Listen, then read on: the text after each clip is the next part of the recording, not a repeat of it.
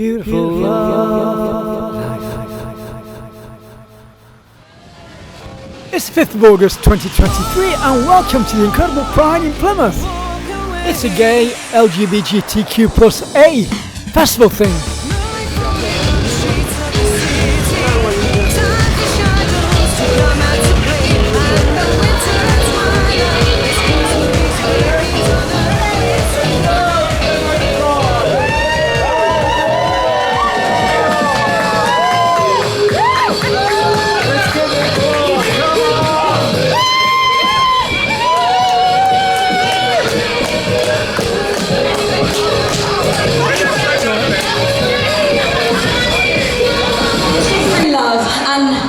It's just the message of pride, to be honest, so you won't know the words, but I want you to dance, because today's a day of celebration. Let's get it.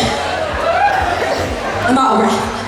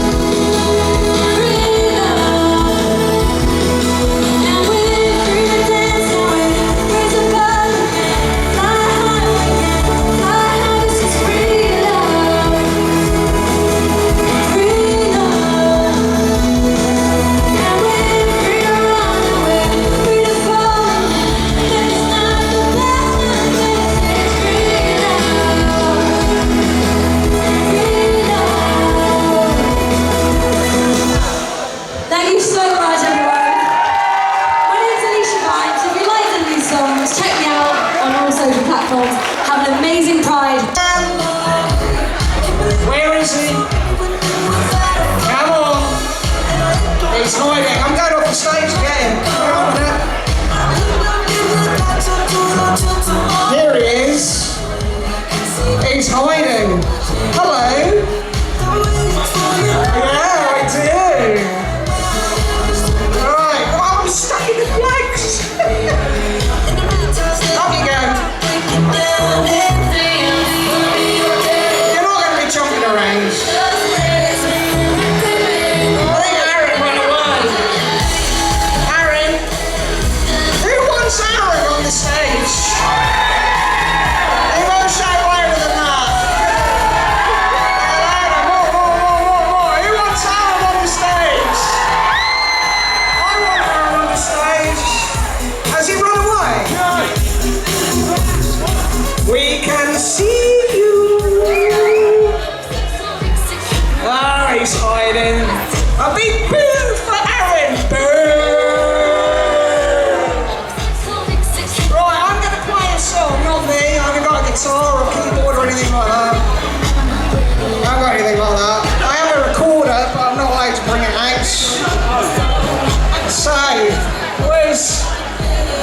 Hu+Man.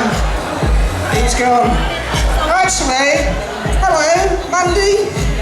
Do you want to come up here for a second as well? You're not singing. What's it for? Get up here. No, that's what it's for. You're not singing. Come on. 2 minutes. I'm going to play a song that's very important to me, and it's important to a lot of people. Don't look so worried. How's your balloon animals coming on? What have you made? An egg? Hello, my darling. Right. It's called I Am What I Am. Now, the old people here all know it. Who's old here? Yeah, I'm pretty old as well, so they'll know it. So these lovely people on the stage are just going to wave their arms around and embrace I am what I am. So if we're ready, can we play it as loud as we can? I want to see arms in the air, I want to see waving. Are we ready? Let's do it.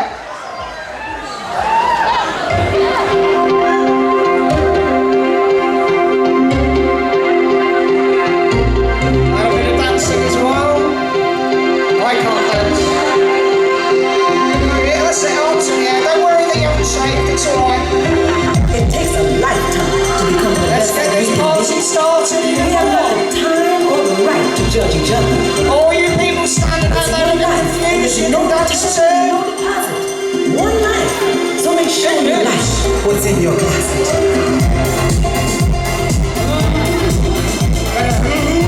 Arms in the air. Come on, let's do it.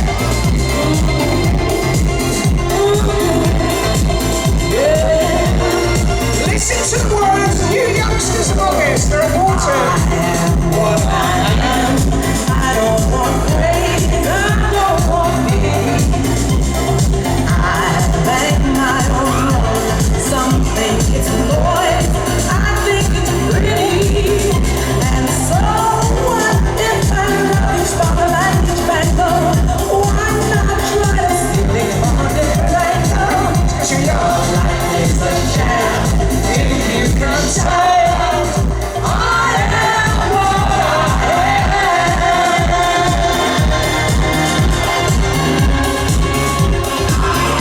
Come on, get those hips moving.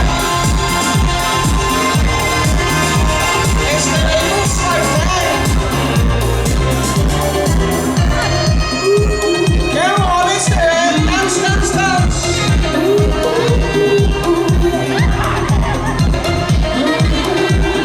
Let's do it. There we go. What are you doing? Come on. Woohoo! There we go. Get cheered up. Balloon people, what can you do? Sometimes the news says it's my life that I want to have a little pride. There we go. Come on, get dancing. You can start dancing here. Come on, people back. Do you can shout out?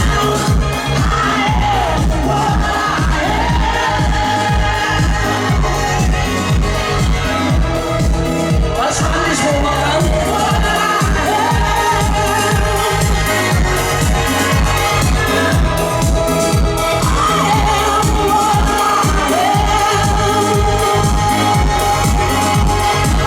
Oh, look at the curve went over there.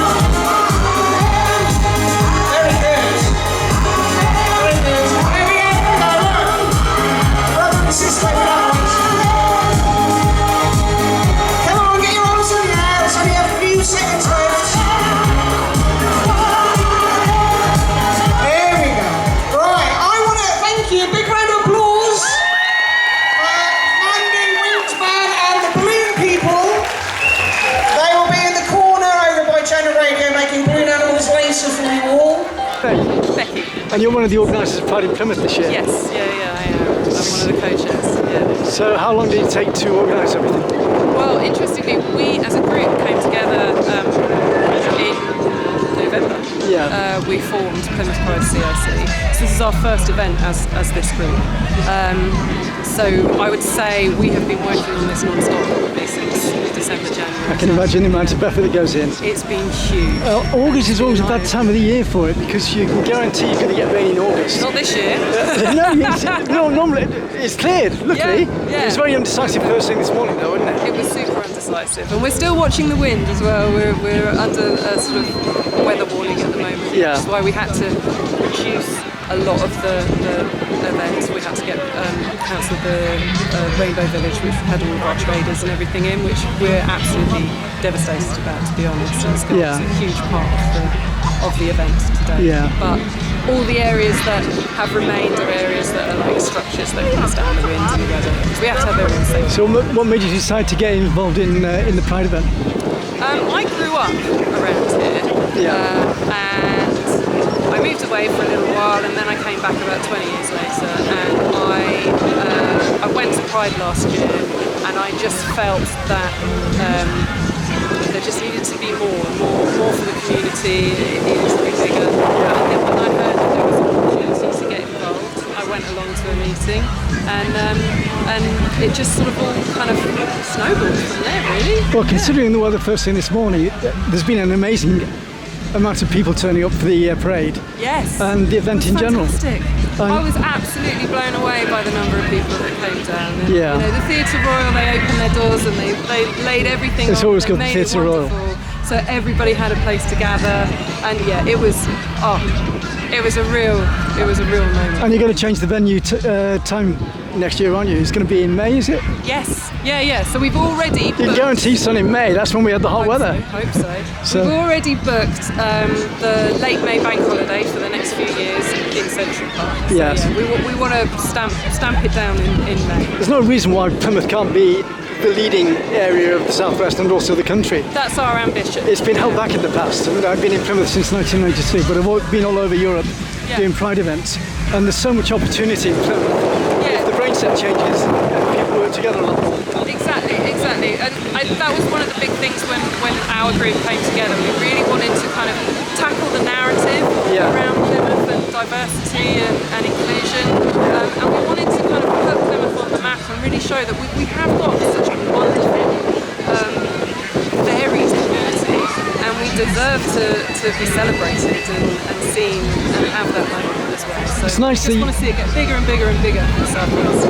Yeah, sorry, but it's nice to see Cornwall being represented with Matthew here as well. Yes, Cornwall Pride. They came along to that first meeting I was talking about as well. Right, okay. And they have kind of been there in the background, offering support, advice, anything that we kind of, like if we're unsure, they've helped us with funding applications, all sorts of things. They've provided us with a load of decorations for this thing. It's been really wonderful to kind of bring the two communities together, you know, the Cornish and Devon side.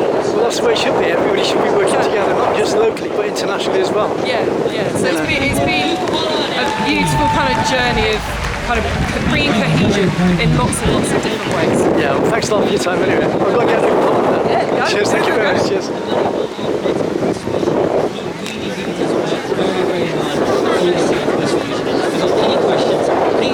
Get in touch with him now. Still to come on the stage with regards to talks and debates later on at about past of Community Trust. He's a legend, and you won't mind me saying this. He looks after the LGBTQ+ Community Archive, Dr. Alan Butler.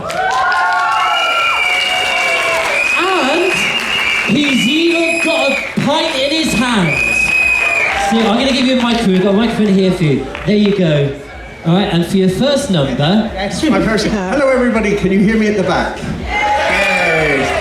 I forgot I was following Luke, so I've brought a little visual aid with me, which is a little leaflet of interesting things in the archive.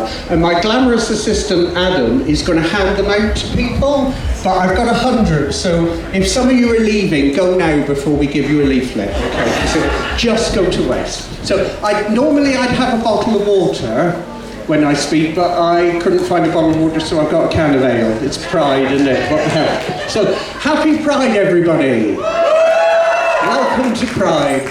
Welcome to the alternative stage. I'm on the alternative stage, so that's kind of fun. So, some of you might have heard me before If so, I'm really sorry, because I've got no new material, because I'm an archivist and it's all about history, and you can't change history, can you? So let me just tell you a little bit. I do have a PhD in Plymouth's queer history, which thank you, big round of applause. Not for me, but for queer history in Plymouth. Yeah, let's hear it for queer history in Plymouth. So basically, 12 years ago, we were approached by the museum, who are now the Box, who kind of went, we haven't got great stories in our archives about being LGBTQ+ in Plymouth. They're just, there's people who've been arrested for cruising, there are people who have been put in a mental asylum. It's not great positive stories. And I was involved in a pride organisation at the time. I wasn't actually out, so it was a bit of a stupid idea, really. A friend of mine was the chair and said, come and be the secretary. And I'm like, but I'm not out. And he went, don't worry, no one ever comes anyway, no one will notice. So I'm like, wicked, I'll do that. So we did that for a bit, but we were approached by the museum, and it's kind of like, you must have some real stories. You must have some proper stories about being LGBT in the city. And it's like, well, we've got some old people, and they've got some really interesting thing to say. But, the stuff that goes in archives is photos and letters and diaries and things. Well, if you were queer in Plymouth in the 50s and the 60s, you didn't take many photos in the gay bars. You didn't have the technology, and you just didn't do it. You didn't write letters, you didn't keep diaries. So, It's easy for you to say. Easy for me. Did I stand on something? No, that wasn't your fault. That's fine. Don't worry. That's fine. That's good. That's okay. Carry on. That's good. That's not. As you were, Dr. As you were. That's not the academic police coming together. No. All censorship. You didn't swear either. That's cool.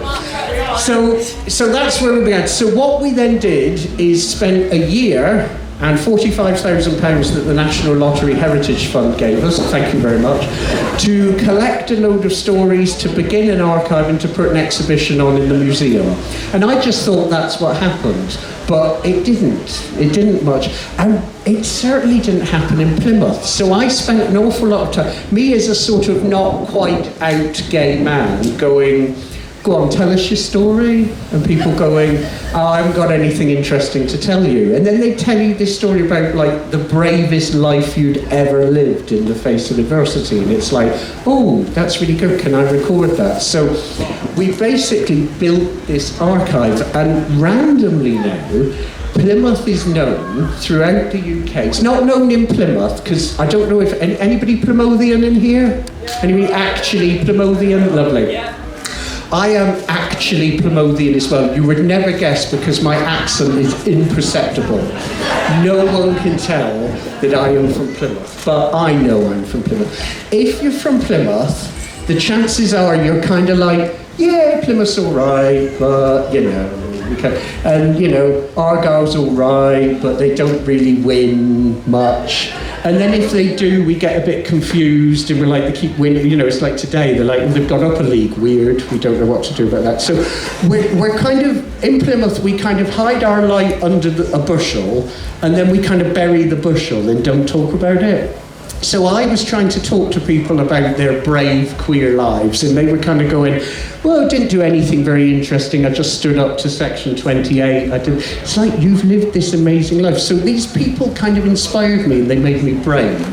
And they made me kind of feel like, do you know what, I've got to try and be as brave as you are, and I've got to own who I am, and I've got to be part of this community, because we're a really interesting community. We don't all live on a street together, do we? Most communities, they live on a street. If we all lived on a queer Sesame Street together, it would be fabulous, wouldn't it? And we'd have a lovely time, and there'd be lots of rainbows, and it would be great. But, we don't do that, because actually, we're as different as we are the same. And, lots of other factors, like how much money we've got, where we went to school, where's the local, can we get a GP appointment? All of that becomes much more important than the fact that we're queer, in whatever way we're queer. But actually, we still live in a society, we still live in a world where people, if I say heteronormative and cisgender, do you know what I'm talking about? People kind of meet you and they go, oh yeah. I recently started another job in a different environment, and I was talking to somebody, and I'm 2 weeks in, and the guy I said something about my partner Mark, and the guy went, oh, are you gay? And I'm like, yes I am. And I'm thinking, did you miss a whole load of signals and the fact I'm, probably the campus man alive? No. So he's like, you should have said something. And weirdly, I found myself apologising to him, going, oh, sorry, I should have said something. And then I'm like, what the hell am I apologising for? Why is that my problem? But he basically, 2 weeks in, you should have said something. So I couldn't resist having the conversation then. And I'm like, well, okay, so I should have said something before 2 weeks. Yeah, it's just weird you didn't mention it. So I said, right. But if I'd have walked into the room and gone, hello, I'm Alan, I'm gay, you'd have gone, weird, bit much, bit forward. So where in that 2 weeks is the sweet spot? At what point are we supposed to out ourselves to you? At what point are we supposed to say who we are? And he couldn't give me an answer.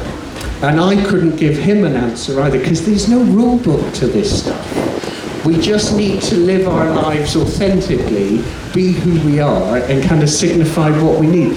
And that's what the archives become about. So 12 years on, we've got over 100 stories from people who have told us what it's like to be queer in Plymouth, and how they've lived that life. And what's different about being in Plymouth? We have this kind of thing that, well, actually, if you're gay, if you're bi, if you're maybe you want to get out of Plymouth, maybe you want to go to London, you want to go to Brighton, you want to go to Manchester. When we started the project, I was actually told that, they're like, you're doing this in the wrong place. Why are you trying to create a Plymouth queer archive? Because you're wasting your time, because nobody down here is gay. Everyone's bi. And it's like, actually, have you met a whole load of people? But we've it's a very Plymouth thing. We've kept it on the down low a bit. We've kept it a little bit, we've taken pride in the fact that we can pass. And we haven't done events like this. The first Pride event to happen in Plymouth was 2009. That's pretty late for a city to have its first Pride. And we had quite a short Pride parade across the Royal Parade and into the Civic Centre. Moscow had a Pride parade the same year, and they went further than we did in Plymouth, and people were shooting at them. So it just gives you some idea where we were at. I'm not downing that parade, it was amazing it happened, but we've lived a very quiet life, and I think in Plymouth we're getting better at not being so quiet. And I think we're owning our stories more, and I think we're sharing what we're about. And how am I doing for time? We're getting there, that's not bad. The only other thing I wanted to mention before I had, Paul's warned me already. He's like, Butler, you've got 30 minutes. No, I've been around you. Been around again, yeah. So we'll do a few questions. You've got plenty of time, actually. You've got 15 minutes for you to so post some questions if you want to. 5 minutes for two things. So I am from, obviously we've confused the issue a bit this year. There are two organisations. There's Plymouth Pride, who have put on this wonderful event.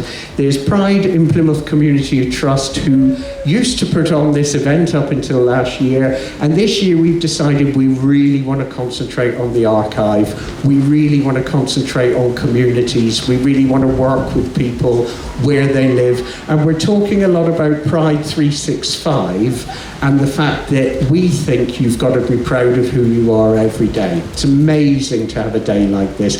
Every day should be Pride Day, but they're not quite. And some of us still find ourselves in the local corner shop going, oh, I'm not going to mention something about who I am, or I'm not going to challenge that person on the bus because I feel a bit awkward about it. Pride 365 is about being who we are every day. And a couple of aspects of that we do is we do third-party reporting with the police, so we can take stories. We're all about taking people's stories and owning people's stories and making them part of history. So sometimes we take people's stories back to the police and say, look, you need to do something about this area, you need to do something about this place. The other thing that we're really passionate about is we work with asylum seekers in the city. So Plymouth is a dispersal city.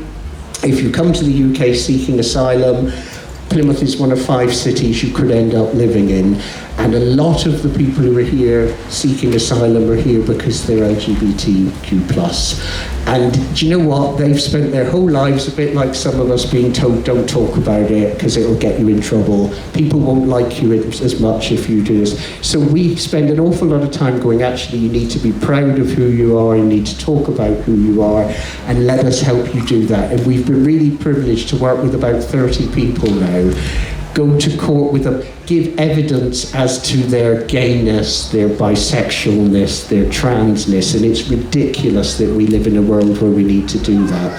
But what it's meant is they've got their status to stay in the city, and they've become part of our Pride family, and that's really what we're all about. So I'll stop and see if anyone has any questions. Yeah, do we have any? It's nice to see everyone kind of like taking up some positions inside now, on the floor. If I was you, I'd be on my knees, mind you. It's not the first time I've been on my knees in Central Park anyway. And I'm sorry I went there. So do you have any questions? And I'll come to you with this lovely microphone. Any questions? Any questions? Okay, I'll ask one. What do you think the future looks like with regards to being queer in Plymouth? I think it's quite bright. I think do you agree? Yeah, I think we've got to a point. We're at, do you know what? I think, I'm not using my leaflet at all, sorry Adam. If anyone would like a leaflet, they're going to be collectible and you might want to put them into an archive yourself at some point. So come and see Adam at the end. I think we're at a really exciting stroke, dangerous point in time. So I do a lot of work in schools. And sometimes when I go into schools, the kids in the schools are like, shut up, Butler, nobody cares anymore, why are you banging on about this thing? You know, we all watch Heartstopper, we're down with it, it's cool. Do you know? And that's amazing, and I absolutely stand by that. Sometimes though, you know, it's not quite as easy in the Burger King that you work in or whatever. So we're at this real crucial time. We're also using a lot more words to talk about who we are. So, you know, people still say it today, gay pride. Well, actually, no, it's not gay pride, it's LGBTQ+ pride. It's for a whole load of other people. We've got a lot more words that we use to define our gender identity, our sexualities, who we love. The truth of the matter is there's probably as many sexualities and gender identities as there are people, because we're all pretty unique, and that's great. But we need to push against this sort of heteronormative cisgender world and go, well, actually, people are queer, get over it, that kind of thing. So we're at this point where there's lots more words, and that's helping an awful lot of people talk about who they are. But at the same time, there are people, certainly in Plymouth, going, oh, do you know what, you lost me at IA+. I don't understand what that is. So we're at a really delicate point, I think, where we've got to keep pushing forward, because what we really want as a pride organisation is to kind of put ourselves out of business, really. I think most charities do, you know, charities that are looking at, you know, global warming, want global warming to stop. As a pride organisation, we want it to be a non-issue. We always want to be able to have a party, we always want to be able to celebrate who we are, but we actually want people to go, do you know what, I'm not very interested in the fact that you date a man, that's fine, why should I care? And I think that's kind of a crucial point that we're at, where we need things like this and to stand together as a community to keep pushing that forward. I think that's become a very long answer to a very short question. Paul's over there. We have a question. Also, have a question. And Lua, by the way, has found a bar that has the punch in it. Oh, brilliant. It comes very highly recommended, doesn't it? Yeah, it's got nutmeg in it, it's great. What can go wrong with nutmeg? Ask away, Lua. I'm delighted to hear that there's an archive. I've volunteered at the box before, and this is the first time hearing about it. What's the best way to access any material in it? Is it through the box? Is it through another place? That's a really good question. And I have some friends. I worked for the box for a number of years, so I should tread very carefully, and I have some friends from the box here. The original plan was, 12 years ago, that we would spend 12 months creating this archive and then just hand it over to the museum as they were then. So that's what we did. So if you go to the Box online catalogue, I'll prove I'm an archivist here. If you go to the Box online catalogue and you type in accession 3901, you'll get a big chunk of our archive. what happened during that year, though, is, I hate to bring it up, but we won a national award for our archive. We were voted the most inspirational new archive. Thank you very much. National award-winning archive, yes. There are other award-winning archives in the room who I can feel looking at me from another place. And you've won many other awards. But ours is still better. So by the end of the 12 months, we were like, no disrespect to the box, they're amazing, but we're like, it's not enough to just hand this over and go cheers then and carry on with our life, because by that point, a whole load of people in the community are like, I'm interested in this, and actually I know some people that I want to interview and add their stories to the archive. So we've got a community archive that sits alongside the archive in the box. So I call it a hybrid archive, which I think I made up, and no other hybrid archive exists in the world. But if you go to our office in Leadworks, so Pride in Plymouth is based in a place called Leadworks, we have to the untrained eye, it looks like a junk shop, but it's not. It's an award-winning archive, and there's a whole load of material there. So basically, you can access it through the box, and quite often they will point people our way, or you can come to us directly through Pride in Plymouth at Leadworks and come and look at it that way. And what we try to do is keep both archives speaking to each other, but we're a bit more active in the community because that's what we're about. So I think we've got about 30 interviews that haven't quite found their way into the box yet, but they will do it at some point. Cool. Any more questions? Any more questions for Alan? Yes, over here. Alan, is the archive still growing then? It's still growing. Absolutely still You can growing. archive me when it's Yes, I have thought of putting you away in a box, Paul. Thank you. Yes. What's your name? It's Karina. Karina. Far away, Karina. My question is, what is the most poignant story that you've been told when you've been interviewing people? Oh, that's a question and a half. That's a good question. The most poignant story I've been told in interview.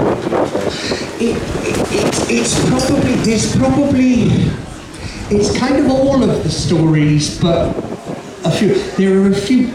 As I say, everybody always goes, my life I didn't really do anything that exciting.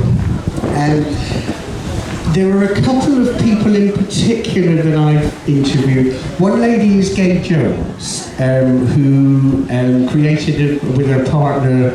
We've got the Prudence de Villiers field here today in honour of a bookshop that Gay and Prue made together called In Other Words.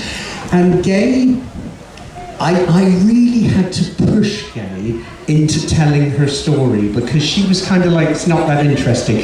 And if you talk to Gay and Prudence came here in the 1980s to open a radical bookshop because they felt Plymouth didn't have a radical bookshop and it needed them. Now, Plymouth didn't have a radical bookshop because we're not very radical. Like I say, we hide our light, we don't kind of do it. So Gay and Prue came here, opened this bookshop, and over the years they had the bookshop, they kind of challenged things like Section 28, they were outspoken on HIV and AIDS. They just stood up for importance. And it wasn't even just LGBT stuff, it was global warming, it was CAD, it was all manner of stuff. So then you meet this, I was going to call her a little old lady, and actually if she was here, she'd kick my head in for saying that. So you meet this slightly more mature lady who kind of goes, oh, got nothing to take, and then just sort of goes, oh yeah, we did that. Or when people protested outside the shop, so we stood up against them and we got people to, and then someone put a brick through the window, so we stood up against, and she's almost got no idea how amazing she's been. And it's only when you kind of reflect it back on her, she starts to get any sort of sense of that. So it's watching people become empowered by their own stories, I think, that's it. And then, not to make it about me, but I started this as a sort of semi-out gay man, and suddenly I'm like, I need to be at least half as brave as you've been because you're amazing. Do you know what I mean? And it's lifted me as well. So, yeah. Lovely question, lovely answer. Are there any more questions for Alan about that? Let's have a look around, If somebody has something that's of interest and they think it's of interest to the archive, can they send it to you? They can, yeah, just give us a shout. We're on the web, we're on all the social medias. drop us an email. We've got hello@prideinplymouth.org.uk, and we've all got email addresses there. Yeah, just give us a shout, basically. And actually, the whole point that we still are an independent queer archive is we will take some stuff that perhaps a more traditional archive, no offence to the box, but maybe the box would go, oh, that's not the sort of thing we take. Whereas actually we get people going, this badge is incredibly important because, and let me tell you the story that's attached to this badge or whatever. There's a queer archive in London that's just taken in a double bed because the two lesbians that had slept in it for the last 40 years explained how important it was to their lives. So, you know, the thing about a queer archive is we can do things very differently. So if you've got something really random, let us know, and chances are we'll take it off your hands. Lovely, now I know what to do with my own pants. Right. We did try for Tom Daly's trunks at one point. We're still working on it. It can still be arranged. There are ways and means. I'm sat on the grass and I can actually say it's warmer on the grass for a change. I quite like it down here. What's your name? Anwin. Far away. Would you call this a Trinity point in gay history? Would I? Like as in like the Trinity test in queer history? Sorry, I did. What would you call this the Trinity point for gay history? Oh, Trinity. What you just? You might need to go into a bit more detail about Trinity. How are you feeling? Sort of. It's like it could go either. Like there's all sorts of ways it could go, and like I want it to be the most positive way, but like there's a non-zero chance it could go with the entire atmosphere catches fire sort of thing. Yes, I think yes, absolutely. On the one hand, I talk about a couple of gents called Ted and Don who basically have married each other 3 times in the last sort of 50 years to keep up with changes in legislation, and I'm like, that's amazing. Look how far we've come. But at the same time, when I started this archive project, I was talking to one couple and I said, at the time it was just civil partnerships, we didn't have same-sex marriage. And I said, you're going to have a civil partnership? And they're like, no, because we don't want someone's getting buried over there. We don't want our names on a list if things like that. And I thought, that's very short-sighted, you know. And then in the last few years, you know, coronavirus, Trump, just life generally, I think things are slightly, and you know, what is being said about our trans community, what people feel they can say, the opinions that they think they can throw, is just abhorrent, absolutely abhorrent. So I think we're at an absolutely critical point, and we could go like that, or it could all go up in fire. Yeah. Never forget the T. Exactly. Or the I, or the A, or everything, because it all matters. It absolutely all matters. No pride unless it's for all of us. Could we ever say non-straight? Yeah, maybe. Yeah. I think that the world has so much colour in it, we shouldn't ignore any single shade of it. Right, just before we possibly wrap up, can I just see, do we have Rebecca Matthews with us? Ready? Yes, we do. Brilliant. Okay. So in other words, you've got to shut up now, Alan. All right? I'm so sorry about that. No, thank you all for listening. Special thanks to everybody involved in Pride Plymouth 2023. Jingle music on this video is by Jasmine from Plymouth. 30 years of culture and the arts as a free service on Love Summertime TV. Don't forget to friendly share my videos, subscribe to my channel and support me through PayPal at tcsphoto1@gmail.com. Thanks for watching the video.